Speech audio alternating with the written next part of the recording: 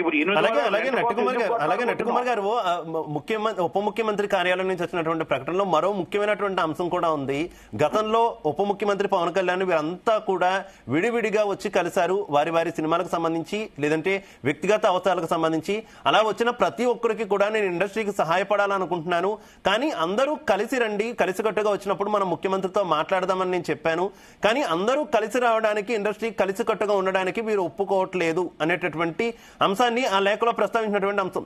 ఎందుకు అందరూ కలిసి వెళ్ళడానికి ఇష్టపడట్లేదు? ఎందుకు మొఖం చెల్లట్లేదు వాళ్ళకి? ఓకే, మొఖం చెల్లట్లేదు. ఎందుకు చెల్లట్లేదు? మొహం చెల్లట్లేదా లేకపోతే వాళ్ళ గుత్తాధిపత్యం దెబ్బతింటుందని భయమా? గుత్తాధిపత్యం దెబ్బతింటుంది, మొఖం చెల్లట్లేదు. చంద్రబాబు నాయుడు గారు మొఖం డైరెక్ట్ గా చూడటానికి చెల్లట్లే, సిగ్గుతో తలదించుకుంటున్నారు. ఎందుకో తెలుసా అండి? ఉదయం లెగిస్తే బారసాల నుంచి మొత్తం టోటల్ గా అన్నప్రసనం నుంచి ప్రతి ఒక్కరికి ఒక చీఫ్ మినిస్టర్ హోదా వదిలి ఉదయం లెగిస్తే నా కుటుంబం, నా సినిమా ఇండస్ట్రీ అని చెప్పి ప్రతి కుటుంబానికి వచ్చి ఏది కావాలంటే అది ఇచ్చిన చంద్రబాబు నాయుడు గారి జైల్లో ఉంటే, వాళ్ళ భార్య నడి రోడ్డు మీద రాజమండ్రిలో నించుంటే, వాళ్ళ కొడుకు వేలు కోసం న్యాయం కోసం పోరాడుతూ ఉంటే, వాళ్ళ కుటుంబానికి ఒక్కరు పరామర్శడానికి వెళ్ళే ఇండస్ట్రీ నుంచి నలుగురు ముగ్గురు తప్ప.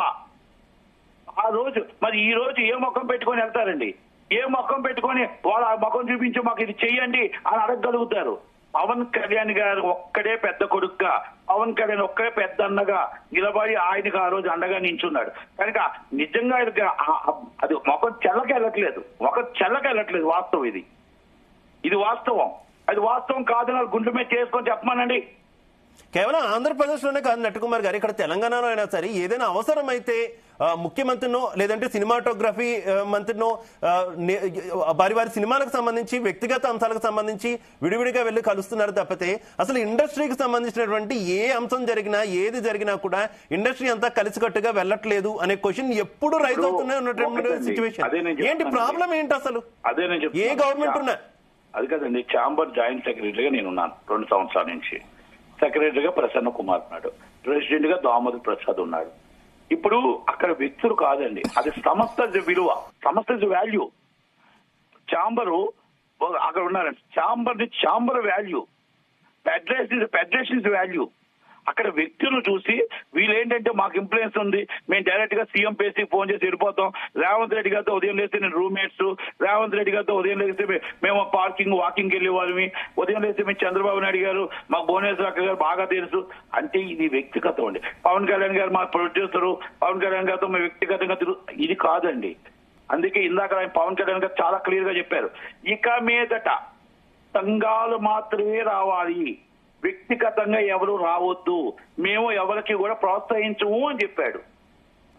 మంచి ఫస్ట్ నుంచి మేము అడుగుతుంది ఒకటేనండి, సంస్థ ఇస్ వాల్యుబుల్. సంస్థ ఎప్పుడు కూడా ఏది ఉంది, ఎవరు ఎక్కువ ఎవరు తక్కువ కాదండి. అక్కడ సంస్థ విలువైంది, సంస్థ నుంచే వెళ్ళాలి. ఆ రోజు రాజశేఖర రెడ్డి గారు, ఆ రోజు మన కిరణ్ కుమార్ రెడ్డి గారు ఎవరైనా సంస్థలే రావాలన్నారు, వ్యక్తిగతంగా రావద్దు అని చెప్పారు.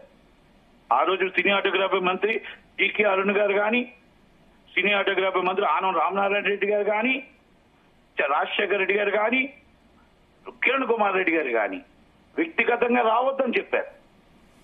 అందుకని అంటానండి, ఇప్పుడు రేవంత్ రెడ్డి గారు కానీ మొన్న రేవంత్ రెడ్డి గారికి వచ్చి ఆయనకున్న మంత్రులందరినీ దగ్గర ఉన్న అందరూ పట్టుకుని వెళ్ళిపోయి మళ్ళీ అందరినీ ఏదో కాంప్రమైజ్ చేసే ధోరణిలో తీసుకెళ్లాడు. అది ఎంత బ్యాడ్ అయింది ఆయనకి, గవర్నమెంట్ కి ఎంత బ్యాడ్ అయింది అంటే ఏదో పుష్ప 2 మీద కేసు పెట్టినట్టు కావాలని మళ్ళా కాంప్రమైజ్ తీసుకెళ్ళినట్టు అనిపించింది అది. ఇప్పుడు ఏమంటున్నానంటే మన పవన్ కళ్యాణ్ గారిని కలటానికి వెళ్ళారు, ఓకే, పలకరించడానికి వెళ్తేప్పుడు ఆయన చెప్పాడు చాలా చక్కగా అందరూ కలిసి రండి అని. కలిసి వస్తే నట్టుకుమని పిలవబడుతుందేమో, కలిసి వస్తే మొత్తం డాక్టర్ నట్టుకుమని పిలాలా? లేదు, మనందరూ మన ఇన్ఫ్లుయెన్స్ డైరెక్ట్ గా టికెట్లు మన రేట్లు తెచ్చుకుంటాం కదా, మనకి ఎందుకు పని?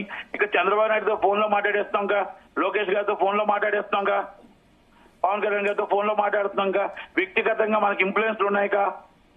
సార్ వ్యక్తిగత ఇన్ఫ్లుయెన్స్ ఇందాక అందుకే పవన్ కళ్యాణ్ గారు చాలా క్లియర్ గా చెప్పారు, వ్యక్తిగత ఇన్ఫ్లుయెన్స్ కంటే సంస్థలు గొప్పవి. సంస్థలు మన పెట్టిన కావు, మన పుట్టక ముందు పెట్టిన సంస్థలు ఇవి.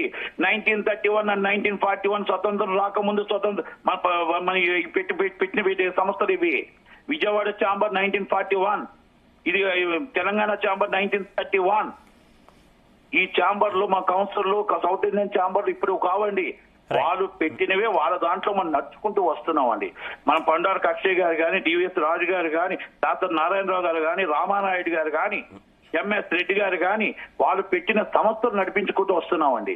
కానీ ఆ సంస్థల్ని గౌరవించవలసింది ఈరోజు పవన్ కళ్యాణ్ గారు మాట్లాడినందుకు ధన్యవాదాలండి. సంస్థను గుర్తుపట్టండి, ఈ సంస్థను గుర్తించండి. ఈ జనాల కాదు, వీళ్ళు వెళ్ళకపోవటానికి కారణం చంద్రబాబు నాయుడు గారికి డైరెక్ట్ గా ఫేస్ చూపించలేక, చంద్రబాబు నాయుడు గారితో డైరెక్ట్ గా మాట్లాడలేక, ఇది వాస్తవం కాదని గుండె మీద చేసుకుని ఒక్కరిని చెప్పానండి.